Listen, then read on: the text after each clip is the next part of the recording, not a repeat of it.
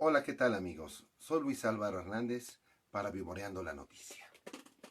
Pues nada, que seguimos con el COVID-19. Estamos pasando por una situación muy compleja, en la que los medios internacionales acusan al gobierno mexicano de maquillar las cifras. Y no nada más los gobiernos internacionales, también los exsecretarios de salud de los gobiernos anteriores, Julio Frank y el doctor Narro, académico de la UNAM, ¿verdad? Que han tratado de desprestigiar, pero la verdad que tiene una carrera muy honrosa, de gente de talento, a tal grado que llegó a ser secretario de salud y funcionario en la UNAM, rector. Pues bueno, el grave problema que el gobierno afirma que son cifras reales. Sin embargo, no cuentan con el sustento científico suficiente, porque tal como lo hemos comentado, pues es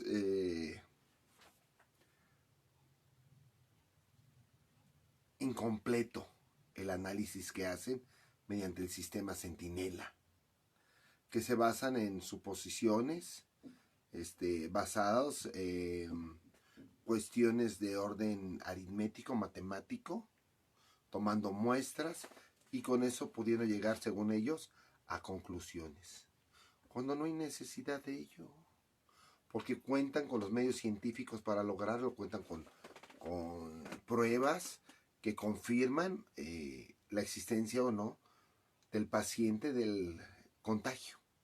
Entonces no hay pierde, así pueden determinar si esta persona tuvo, tiene, o murió por el COVID o no, o descartar la situación.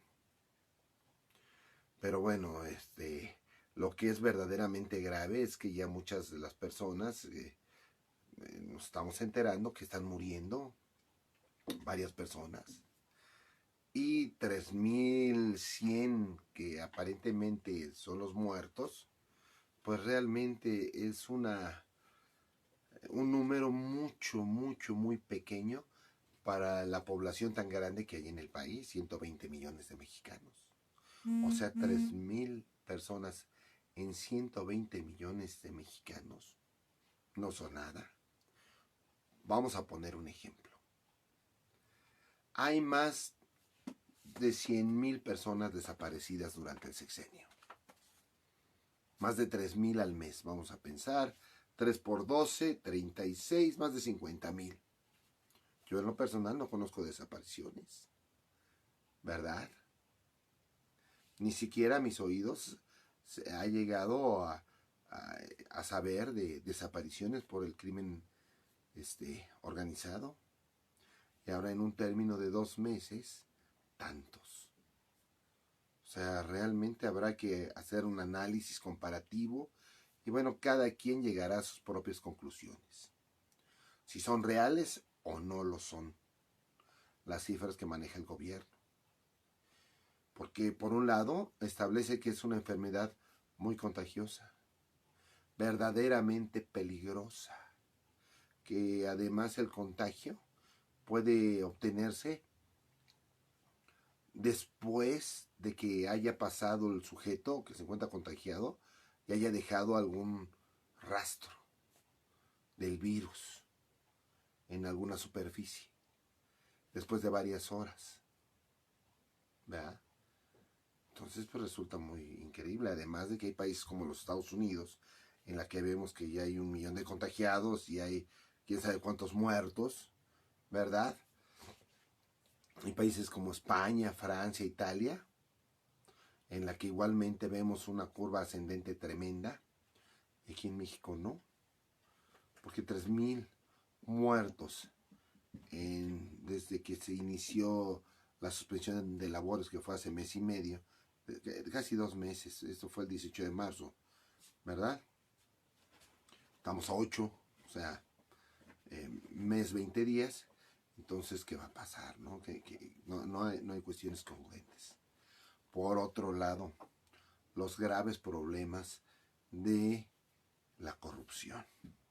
las denuncias que se hacen en contra de Bartlett Díaz, el exsecretario de Gobernación que contribuyó para la caída del sistema en las votaciones en las que precisamente el innombrable Carlos Salinas de Gortari fue presidente de la República, y quien a la postre llegaría a ser secretario de Gobernación también con él, secretario de Educación Pública, luego gobernador en Puebla, impulsado también por Salinas de Gortari, y que aparentemente es uno de sus adversarios más graves, su archienemigo de nuestro actual presidente. Sin embargo, Bartlett Díaz ahora es la gente de las confianzas, el hombre experimentado, dice, ¿verdad? Sin embargo, pues hace poco hubo una denuncia muy grave de Mexicanos contra la Corrupción, de la venta por parte de su hijo de aparatos, ventiladores, para todo esto el problema del COVID. Similar problema lo tiene el gobierno de la Ciudad de México, que también tiene un sobreprecio. Otra de las noticias, pues es todo este conflicto que está alrededor del juicio que se le sigue al exsecretario, al policía en época de Calderón, ahí en los Estados Unidos, que ahora lo vinculan directamente, bueno, siempre ha estado vinculado con Calderón, pero que Calderón sabía perfectamente de sus nexos con el narcotráfico, ¿verdad? Bueno, la política está hecha una maraña, terriblemente. La gente, la verdad de las cosas, el pueblo, pues se queja de la falta de recursos económicos, de la falta de posibilidad de obtener los recursos suficientes para satisfacer sus necesidades básicas, la comida, el transporte, el medicamento. Una de las cosas que sí nos están enseñando esta pandemia es que el Instituto Mexicano del Seguro Social y el ISSSTE tiene que contribuir indudablemente en la salud a toda la población, independientemente que seas asegurado a dicho instituto, ¿verdad? Independientemente. Eso creo que es muy importante. Pero también se ha hecho patente las quejas por parte tanto del servicio médico como también de la población. O sea, estamos conscientes que los médicos están cumpliendo con su trabajo, con su vocación. Qué bueno que lo hagan, ¿verdad? Al igual que en su momento un militar irá a la guerra, o un profesor, un médico, se vaya a la sierra a enseñarle a alumnos gente de la sierra, o un sacerdote se vaya a predicar a las zonas más marginadas de África, con un pastor. Ellos están cumpliendo con el rol que les tocó vivir, con su vocación. Pero también muchos de ellos abandonan el barco y dejan a muchos pacientes a solas, ¿verdad? Esto lo digo con base a lo que sucedió en las Américas, que si bien es criticable tomar una actitud de esa forma, también pues hay que ponerse en los zapatos de la familia, ¿verdad? En la que ya su familiar pues ya había fallecido y que pues nadie les daba razón del familiar, y que entran y encuentran a muchos muertos abandonados. O sea, eso es una tragedia y debe de ser doloroso, muy doloroso. Pero bueno, pues también los médicos se quejan de que no tienen el material suficiente que los resguarde de la enfermedad. La verdad de las cosas es que el coronavirus es terrible, es tremendo. Estaba pequeña, ¿cómo se puede llamar? Como pleura o membrana después de los alvéolos, que es donde expulsan los alvéolos, expulsan el oxígeno, y esta membrana también se inflama. con motivo de los dos virus, de los virus que se están multiplicando dentro del organismo. Y entonces empieza a haber una especie como de tormenta y se empieza a llenar de líquido.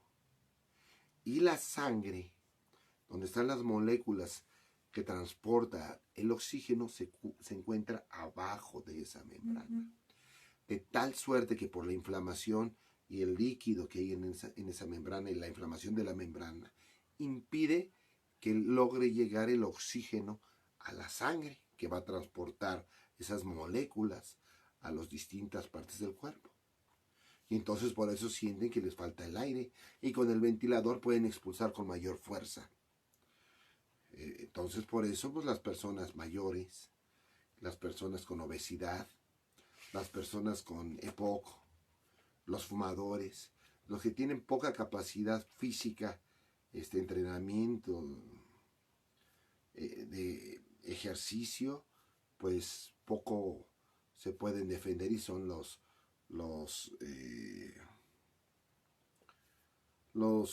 grupos de riesgo ante la enfermedad. Pero bueno, pues yo siempre he insistido que lo que falta es la prevención. Y no se han tomado las medidas suficientes para hacer del conocimiento a la población qué es lo que tenemos que hacer para no estar dentro de alguno de los grupos vulnerables. ¿Usted qué opina? Soy Luis Álvaro Hernández. Abramos debate, comenten. En el canal de YouTube también, de Vivoreando la Noticia, ahí nos puedes encontrar. Suscríbete. Hasta que escuches la campanita, ponle like y ya te estará llegando el programa. Soy Luis Álvaro Hernández.